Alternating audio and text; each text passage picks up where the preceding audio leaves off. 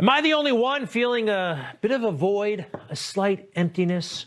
For 5.5 years, we had bombast, we had a bit of wild, we had in your face, and it's all gone, all muted. And now, what do we have? We have Mr. Rogers. We're all God's children.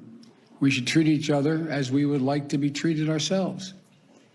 And this is time to act, and this time to act is because it's what the core values of this nation call us to do. And I believe the vast majority of Americans, Democrats, Republicans, and independents, share these values and want us to act as well. That sounds beautiful. But then Joe goes into Mr. President goes into some detail. And the detail he's talking about isn't kinder and gentler. It's radical. He's talking not about equality, but about equity. We'll go into what that means in a little bit, but a little bit more from President Biden today. Just imagine if instead of denying millions of Americans the ability to own a home and build generational wealth, we made it possible for them to buy a home, their first home, and begin to build equity to provide for their families and send their children off to school. Does anyone doubt that the whole nation would be better off? Equity in your home is great, but then he goes on to talk about racial equity. And that's where it gets a little interesting. And by the way, opening up the housing market didn't work out too great a while back. Anybody remember the fallout? Anyway, more from Joe about racial equity. Racial equity, not just an issue for any one department of government. It has to be the business of the whole of government. That's why I issued, on one of the first days, my whole of government executive order that will, for the first time, advance equity for all throughout our federal policies and institutions. All right, we know equality, but equity gets a little bit dicey. And he didn't actually go into much detail as to what equity is. Here's one definition from Andrew Sullivan. Equitable treatment means we all end up in the same place. That's equality of outcomes enforced by the government. They used to call that communism. Equality versus equity. We'll be talking about it throughout the show. But how's this all going to be enforced? And I've asked Ambassador Susan Rice to lead the administration's charge through the White House and Domestic Policy Council, because I know she'll see it through. Yikes, Susan Rice, most famous for lying about Benghazi and all the Sunday shows. Remember her? National Security Advisor to President Obama. All right, but more on the situation that is America. Joe, time and time again, called us a systemically racist place. Do you think America is systemically racist? I don't. I don't think folks in the military join the military to defend a systemically racist country. More from the president. Today, I'm directing federal agencies to combat resurgence of xenophobia, particularly against Asian Americans and Pacific Islanders that we've seen skyrocket during this pandemic. I read the newspaper, too. Have you seen those kinds of issues skyrocket? In the most negative mythology that the left drives, yeah, it probably exists in your head, but that's not the country we live in, is it? More. In the weeks ahead, I'll be reaffirming the federal government's commitment to diversity, equity, and inclusion and accessibility, building on the work we started in the Obama-Biden administration. That's why I'm rescinding the previous administration's harmful ban on diversity and sensitivity training and abolish the offensive counterfactual 1776 Commission. 1776 Commission was the commission that said America was not a force for evil. And I understand that's not very cool in our woke left society. But Joe thinks that possibly talking about race all day is going to make us a more unified country somehow. I'll close with this. I ran for president because I believe we're in a battle for the soul of this nation. And the simple truth is, our soul will be troubled as long as systemic racism is allowed to persist. Systemic racism is a phrase Joe Biden probably never uttered until he started running for president in, when the heck was that? 2 years ago. I don't know. I just don't think this is a recipe to bring what he talked about also during the campaign. Remember, unity? He brought it up again at the inauguration in a pretty powerful way. Today, on this January day, my whole soul is in this: bringing America together, uniting our people, uniting our nation. And I ask every American to join me in this cause. His whole soul is in it. His whole soul is into uniting this country. It looks to me like Joe basically is along for the ride. He doesn't seem to be driving this White House, because the President Biden I'm seeing right now looks nothing like the Senator Biden that I grew up with. And I've done some dumb things, and I'll do dumb things again. That's the Joe Biden that I grew up with. That's the one I know when he got caught lying the first time he ran for president. Not just lying once, like lying basically every time he opened his mouth.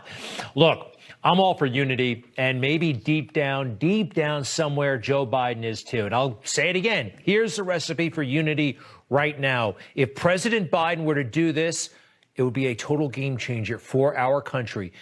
President Biden, come out and call for Democrats on Capitol Hill to drop the impeachment. Everybody knows this is a farce, and everybody knows it's divisive.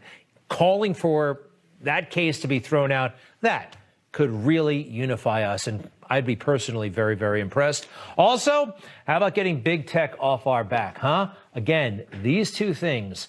If unity is more than just a line in your speech, President Biden, trust me on this one, it's a win-win, okay, for you and for the country. Impeachment. Whew. It's really happening. I thought, oh, no way, it can't, right? President Trump is out of there. Nope, they're really going forward with it. And, of course, the impeachment manager is now walking over to the Senate, where we will hear more of that article. Nora. That's right, Nicole. They are being led by the House Clerk, Cheryl Johnson, and the acting House Sergeant of Arms, Timothy Blodgett, because, of course, the original Sergeant of Arms stepped down after the Capitol riot. Wow. Very solemn. What a joke. All right, give me a break. And by the way, look at all those people walking, what, 2 folders. There are 15 people delivering 2 folders. Is that typical swamp or what? I rigged up some special music. I think this is far more apropos than a bunch of anchors talking about how significant this is for the country.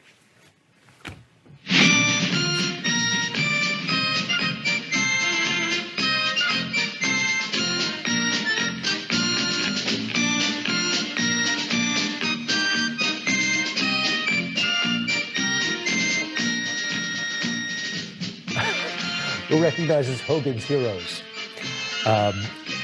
Folks, they don't even have the votes, and we know it's a sham, but look at how seriously they take it. And by the way, this costs money. We are paying for this. Wow. They are something else, aren't they? Hey, Senator Rand Paul has been on fire lately. He's trying to get this entire case thrown out. President Biden's not going to call for it. Well, we got a brave Republican on Capitol Hill who is calling nonsense on the whole charade. Instead of doing the nation's work with their new majorities in the House, the Senate, and the executive branch, Democrats are wasting the nation's time on a partisan vendetta against a man no longer in office. It's almost as if they have no ability to exist except in opposition to Donald Trump. Without him as their boogeyman, they might have to legislate and to actually convince Americans that their policy prescriptions are the right ones. I like him a lot. And by the way, he's coming up in just a couple of minutes. You know, if they really do go through with this impeachment, it could enhance Donald Trump. Yep. There are some political experts who have been saying that. And by the way, spotted in Florida recently, Trump 2024 flags. Let's see there. Yep, that's 2024. And I would not count him out whatsoever. He's watching the situation, anxious to hear from him. Gosh, it's so terrible that he's off social media. Not his fault, of course. He has set up an office, a formal office of the former president, the 45th president. Let's take that full. This is the mission statement. The office will be responsible for managing President Trump's correspondence, public statements, appearances, and official activities to advance the interests of the United States and to carry on the agenda of the Trump administration through advocacy, organizing, and public activism.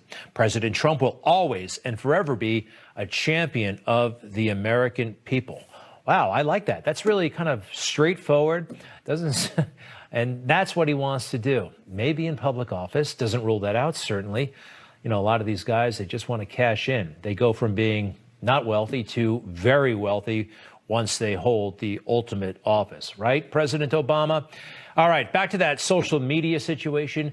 Depriving Donald Trump of social media is a crime. It has to be. I remember, 2 or 3 years ago, it was considered illegal for the White House to block followers on Twitter who wrote hostile comments. If that was illegal, it's got to be illegal to keep him off of Twitter. I don't like it. If it's not illegal, it's fundamentally wrong. Consider this, the Wright brothers. They invented the airplane, okay? Can you imagine if only one company made airplanes and they decided who could fly and who couldn't based on whether they agreed with you politically? I mean, that's kind of the situation we have, keeping Donald Trump, the greatest social media warrior ever, off of social media. It's totally ridiculous.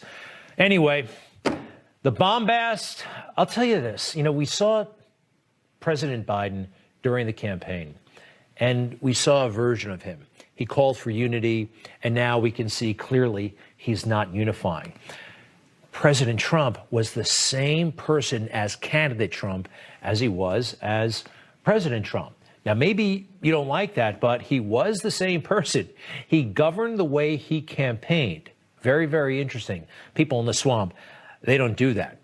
You'll remember during the campaign, perhaps, that he called for, he promised to get rid of ISIS. ISIS, the Islamic State of Iraq and Syria. It was a crisis when he started running for president, and he said, we're going to loosen the rules of engagement, and we're going to take ISIS out. And guess what? He did. And, you know, he never really got the credit for it. Isn't that interesting? The mainstream media just kind of stopped writing about ISIS. I made a prediction myself all the way back in the fall of 2015 that Donald Trump would make good on this promise. I had a vision 5.5 years ago that he would win. Anyway, it was at a Halloween party on an old TV show I was on, and I played Donald Trump. This was in the fall of 2015, and this is how I saw it playing out, Donald Trump and ISIS. I'm talking about ISIS, the bad guys. You never hear about them anymore. You never hear about them. What did we do? We did it through a combination of bombs, brains, and making fun of them on Twitter. Huh? It kind of worked.